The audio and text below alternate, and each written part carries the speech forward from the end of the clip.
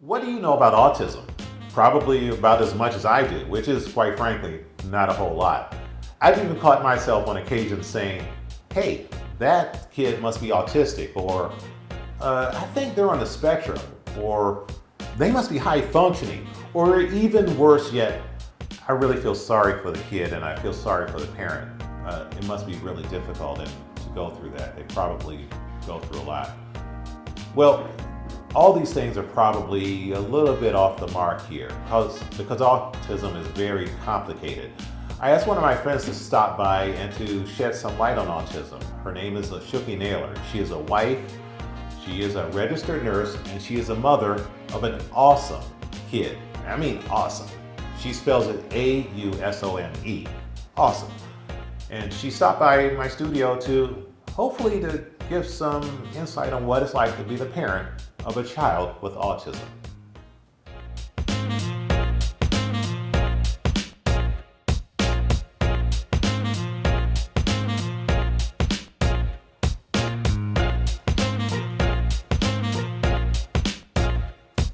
This is the Brown Dad Diaries. I'm Kevin Jolly, and my guest today is Chuki Naylor.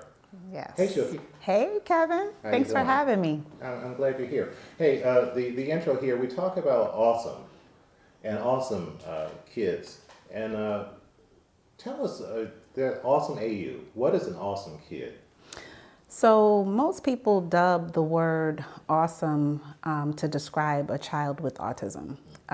When I started calling my kid awesome, it was my way of coping with his differences because he is so unique as compared to his counterparts. And so I needed a way to feel better about his differences. Now, the whole thing about definition, which gets kind of tricky because people say back in the day, there's like he's autistic. Correct? He has autism. Correct. He's on the autism spectrum. Correct. What is the preferred way to refer to your child or any child who may have autism? What's the way, because people get kind of confused about the language and whatnot. Some folks who, they don't want to be offensive. Right. So it really depends on if the parent or guardian caregiver ascribes to positive language. But generally speaking, people who have autism, they don't like to be referred to as autistic. They prefer to be referred to a person with autism. It just describes them as a person first.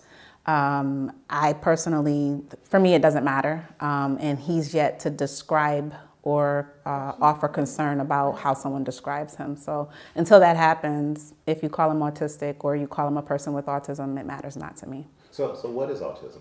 So autism clinically is categorized by a marked delay in speech, in social deficits, and the ability to identify like body language, communicate with via body language and such. It is a spectrum because there are other categories that are impactful, and so it often gets confused with people who are also MRDD or have low IQ. Another marquee feature of autism has to do with specific, it's escaping me, but specific interest, hyper specific interest. Like for instance, my son's specific interest is Legos. Any kind of Lego, any kind of building block. If we are somewhere, he has one. And so the typical way people refer to or believe people have autism is, I'm going to use the movie Rain Man as an example with Dustin Hoffman. That's what a lot of people. Yeah, so they a savant. Yep, they believe that all people or children with autism have like these extraordinary skills. And that's not necessarily true. Sometimes they're just regular people like you and I who just have trouble with communication, or sometimes they have explosive, wild, perseverating, or meaning repetitive behaviors or thought patterns, or it's marked by severe ADHD. So that's why they call it a spectrum. It's really interesting. So folks, some little background on Chuki here. You're a nurse. So, I am. I'm a registered nurse. You're a mom, but you're also a registered nurse, and you've done a ton of research on this. So you know what you're talking about here. When did you find out Donte has autism? How'd you find out? So I knew something was a little bit different about him pretty much out the womb. He was born by C-section about 3 weeks early, so kind of premature. And he let out the loudest cry that I had ever heard. And I was like, yikes, this is something. But nevertheless, fast forward to his first year of life, he had a lot of health issues. And so he didn't meet all of his developmental milestones on time because of the health issues. So the behaviors that were emerging or not emerging, we were dismissed early on in his first year of life because we were too busy focused on keeping him alive. But by the time he was about 16, 18 months, we knew one of these things was not like the other. So when did the A word come up? When did they say, so, what do you think? So, okay, and I'm going to kind of toggle back between terms and understanding. So autism, the way we know it now, exists at 3 levels, mild, moderate, or severe. When we were diagnosed, it was just as the DSM was transitioning its language from... DSM, yep. for folks who don't know, that's what? Yeah, so the DSM is the clinical book that clinicians use to diagnose anything. Okay. So the DSM was at that time transitioning from saying autism looks like this or Heller's or PDD NOS, and they were beginning to call it a spectrum. Today, if you're diagnosed with autism, you can be diagnosed with level 1, 2, or 3.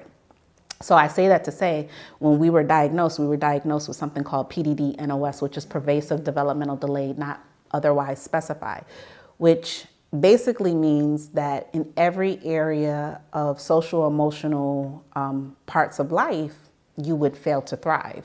And it's kind of the worst of the autism if you're gonna have autism, because people think of autism in terms of Asperger's, which yes. They used to use high functioning, meaning that you were able to communicate. We've heard that. Yeah. Some of us have even used it. It's high functioning. Yeah, and I absolutely hate the term high functioning because humans function at their highest capacity, no matter what challenges that exist. So I never use the term high functioning related to my son or any other person. Because I know that we are all doing our very best. But to answer your question, it took a better part of 3 to 5 months to diagnose him because he was so sick. And Dr. Amy Benza in Ohio, because we were living in Cleveland at the time, she did a Mirada test, including the test that you use for autism. And it's a couple different tests, Stanford-Binet to see IQ if you can see it. And you look at speech, OT, special education. And so when she gave us the diagnosis, it was provisional, which meant that he could grow out of it. And so my husband at the time, he didn't take that well at all. And I was like, no, dude, something's wrong with him. It's really interesting because the old school thing, when your child's born, they look at the fingers and the feet is all 5, yep. 4 fingers and a thumb. They're all there. All the digits are there. Yep. But this is something you can't necessarily see with the eye. You can nope. see you can get a sense that something's end quote wrong. Right. Something's different. So how did you feel once you were told that Donte may be? Yeah, so when I was told that the diagnosis was provisional, the only reason why they gave us the provisional diagnosis was because he was under 2. If he had been over 2 at the time, it would have been a solid diagnosis immediately. And fast forward to 2.5, almost 3 years old, he received his permanent diagnosis. But nevertheless, how I felt was defeated, broken, as if I broke my son, as if I wasn't a good mom. Was there guilt? Guilt, shame, goodness, degradation. I wanted to hide him. I wanted to hide me. Even within our relationship, my husband and I, we both had different perspectives on how we were going to handle it. And ultimately, we got divorced over it. And he remarried later, but definitely. It sounds like when there's when a child dies, they say that's the most difficult thing for a couple to endure, and a lot of couples don't survive that. Mm-hmm. They don't survive that experience. They split up and you lose a child, and it sounds like that. It is exactly like that. In fact, I don't know if you know this, but I wrote a book called Unexpectedly Ausome. And in the book, I describe the grief process because you absolutely have to grieve your Gerber baby. When you plan to have a baby, or even if it's an unplanned baby, you immediately think that he's going to be the next Barack Obama or, Einstein, because Magic Johnson, whoever, you know what I mean? You think of all of these positive, wonderful things that your kid could be because it's the promise of a baby, a promise of a little human. And then when you get this diagnosis that tells you that there's going to be limitations to that promise, absolutely, the Gerber baby died, for sure. So how do you, this is jumping fast forward, you didn't give up, obviously. No. You didn't give up. After you got through the grieving process, what was the next step for you just to embrace this and say, look, we're not going to give up on our child? I don't know that I got through the grieving process. Let's start there. The grieving process is cyclic because every time he does something, quote unquote, that looks like a neurotypical, which is what you and I would be considered, he's considered neurodiverse because he thinks differently. Every time he does something neurotypical, it gives you a false sense of security that he's no longer going to have this diagnosis, right, even just for that moment. And so then when you toggle between neurotypical and neurodiverse behaviors, it's a reminder that one of these things is definitely not like the other, and no, it's not the same. So grief often comes cyclically. Sometimes I'm bargaining. That's one of the steps in grief. Sometimes I'm living in acceptance, like this is what it is and we're cool. Sometimes I'm angry about it, and then sometimes I'm shocked all over again that here we are, like we got so far past this thing that we were working on, and now we're 7 steps back to working on that thing again.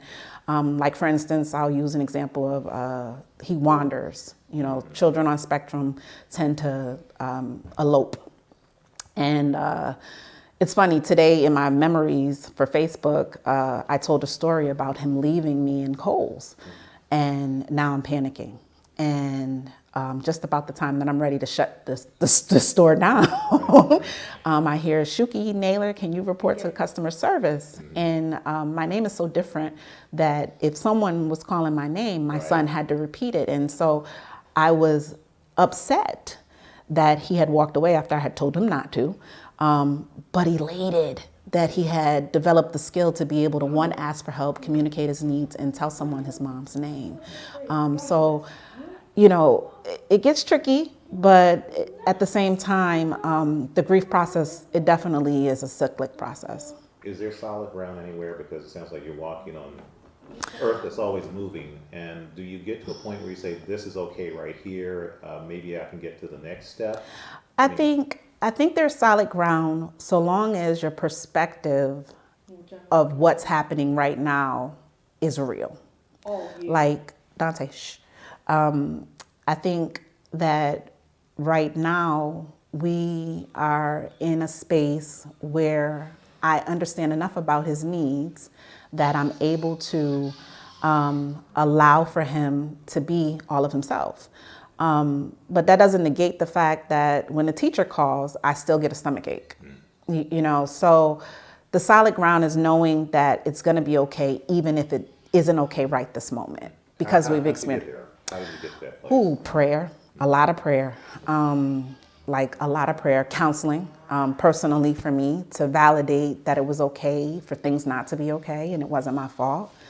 I had to be okay with not having support. I had to be okay with the support that I received not to look like the support I thought I needed.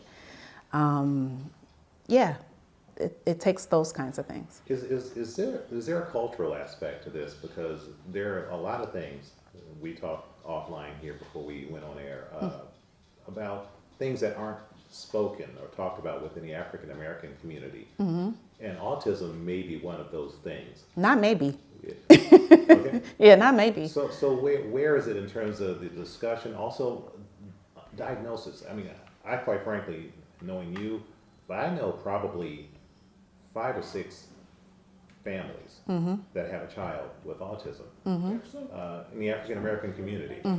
And it's just not, you don't hear a lot about it in terms of diagnosis and support. I'm not going to say treatment, Right. but diagnosis and support Right. for these families. What did you find in your journey? So let me address a couple things. I'm glad you said you don't want to say treatment, because there isn't a cure for autism, because autism is just a difference in the way that they experience the world. There's no reason to cure them. They're not broken. But the reason why it's so impactful in the African American community is because we protect the thing that we should shine light on. And we're afraid of the diagnosis, we're afraid of the label. So what happens is, even if we do get to diagnosis, then we don't want, quote unquote, the white people in our business. And so then the therapies that we need that can intensify our ability to make life easier for our children, they don't get. Or we're afraid to ask for help, right? Because we still have the stigma and beliefs about like the Tuskegee incident. And so we don't even really understand what happened. We just know something didn't happen well. Take Serena Williams, superstar, great tennis person, and she couldn't even advocate for herself when she was having blood clots. You know what I mean? She almost died having her baby. So that being said, that it gets really, really tricky. Even I have experiences where advocating for my son. Right now, he recently developed a heart condition. And so we're 3 cardiologists in. And I had to say to his pediatrician, like, WTF, like, why is it so difficult for me to advocate for my son? And, only because I'm a nurse can I advocate the way I do. Because our voice isn't heard the way our counterparts are. It's just that simple. And the reason why is because even when we're asking for alliance or partnership in whatever the challenge is, autism included, we're received as angry, we're received as a threat, we're received as unknowledgeable, and it's quite frankly wrong. The concerns are valid. I have a parent right now in the school district in Buffalo who has a kiddo who was injured at school, or actually injured a teacher at school, specifically as a manifestation of his IEP, and they're threatening expulsion because mom doesn't know what she should be doing. And the reason why she doesn't know is because the people who are supposed to tell her aren't saying it. And she doesn't know what questions to ask. And I can tell you, like, I've seen there's a significant difference in how our counterparts are handheld with the challenges that they experience with their children, whether with autism, Down syndrome, and the like. And it saddens me for sure. And I do my level best to advocate for the people in our community when they allow us, or when they allow me to. But sometimes it's fear, you know what I mean? Sometimes we don't even know how to get out our own way. And I mean, I can only do what I can do. I can provide information, but I can't do it for you. Let me let folks know. Donte is here. Donte. Okay, hold on one second. Donte is here with us. Tell us about the King of Awesome. How does he wear the label, the robe? Oh, he loves it. Tell us about, because he's a great kid. He is. I've known you for a few years now. Yeah. And I met Donte a long time ago. Right. Tell us about the King of Awesome. So, I dubbed him the King of Awesome because even his therapists at this point have decided, like, how are you growing him along his continuum in such magnificent ways? His ability to communicate, he was nonverbal for the first half of his life. Now he's very verbal, things we don't want to hear. Like, for instance, when we were on the way here, he was doing something in the back of the car, and I'm like, what are you doing? What are you saying? That doesn't even make sense. He was like, are you minding my business? Like, really, dude? You can't tell me your mother. You are my business. But so he wears that robe well. I call him the King of Awesome simply because I believe everything is awesome about him. And as he grows in unimaginable ways and he breaks the glass ceiling of what is autism for him, that's what makes him the king. You've been incredibly open about sharing your life and the King of Awesome on social media. For sure. And it can be, this is not all roses and unicorns and rainbows. I mean, No. you share some episodes on social media. Why did you choose to open that part of your life so people can actually see your interactions with Donte? You know, initially it was just the way, like, I laugh at everything. You know, I think I have a great sense of humor. And so when I would be retelling the event that happened, it was a way for me to laugh and cope with what we were experiencing, whether it was him smearing feces somewhere, or him running away or whatever it was. So initially it was for coping purposes. But then I started getting feedback from people, and it was helping them to identify that their grandbaby or their nephew or their aunt or whoever it was experiencing some things that helped them identify with, or that's why he behaves that way. Oh, he doesn't need a whooping. He really is special. And so the more feedback I got in that way, the more I opened up, like, okay, well, I can share this with you. It's not hurting anything. And my transparency allowed me to stop. My transparency allowed me to be honest with me enough to be okay. What are your hopes for Donte? Ultimately, I just want him to live his best life. You know, whatever that means for him. Like right now, he's trying to, not trying. For his 13th birthday, he is going to host a toy drive for kids with autism. And it was his idea. One day he's like, Mom, I think I want to give toys away for my birthday. And I'm like, you want to give toys away for your birthday? And he was like, yeah. I said, why? And he was like, you know, for kids like me. You know, maybe they might be poor or something. And I'm like, what? Okay. Folks will hear this and say, there's no way. Yeah, but I actually it's documented on King of Awesome on IG. We were in the car having a conversation. We have car conversations often. And he's in the back of the car on his phone, you know, scrolling, doing whatever he's doing. And that's exactly what it is. And ever since then, beginning October, I think 25th, we started collecting toys. We've already collected 100 toys. The UPS store, Duff's Niagara Falls, has helped to sponsor us. And that's what he wants to do. So for the last 2 years, though, the King of Awesome, Donte, has been saying he sells shirts, which is funny because he loves to give stuff away. And so like whenever I would go live and allow him to speak on my Facebook feed, he'd be like, what's up, peeps? It's your boy, your King of Awesome, and we're going to give you a shirt. And I would be like, dude, we don't have any shirts. What are you talking about? And he was like, yes, we do at kingofawesome.com. Well, now we do have kingofawesome.com. And when his birthday comes December 3rd, he'll have shirts. So if folks want to contribute, they want to donate a toy, how can they do that? If you want to give out your information. Absolutely, absolutely. So you can mail or walk into the UPS store at Kensington and Harlem in the local area at 3842 Harlem Road, Buffalo, New York, 14215. We haven't really been taking cash donations because I really want the people to give the kids toys. But you can get all of that information at thekingofawesome.com. So. And I guess the question is that, what do you hope for his future? So future as an adult, and yeah, as a man. He's a young man now, but he will. He is.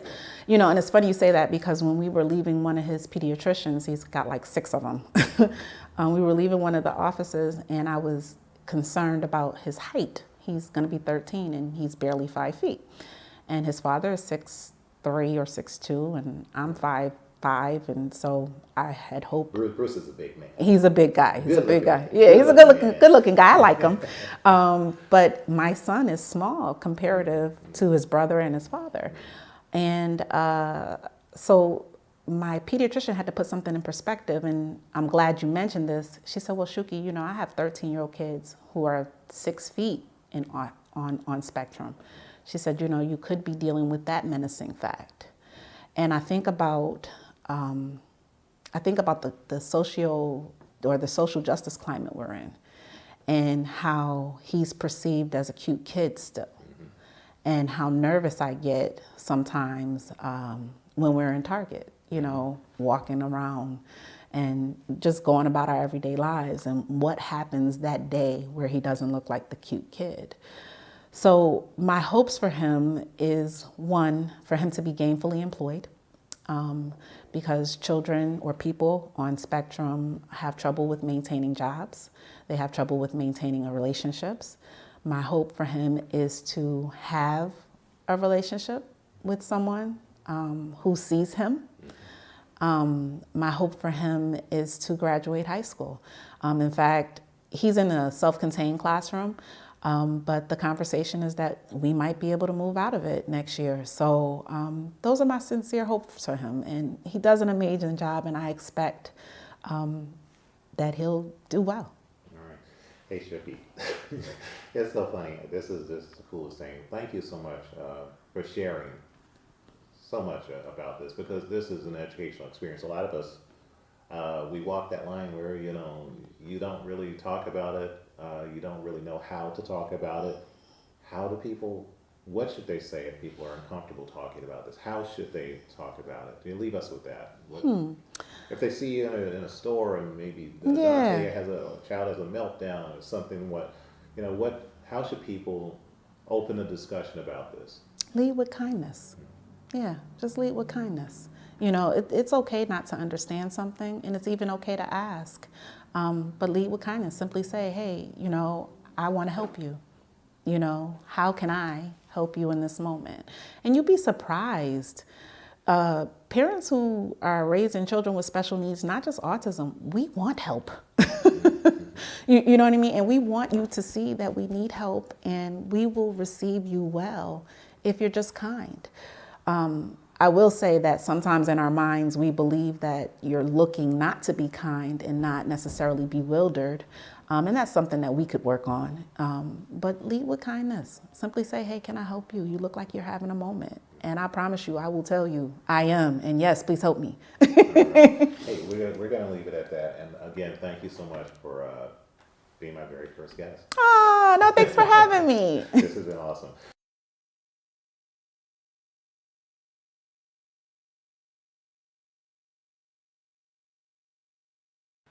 Thank you for watching. If you like what you saw here today, hit like and subscribe, share it, or tell a friend. I'm going to be producing a lot more material just like this to talk about subjects and topics that oftentimes we don't address within our community. I'm Kevin Jolly, and this is the Brown Dad Diaries.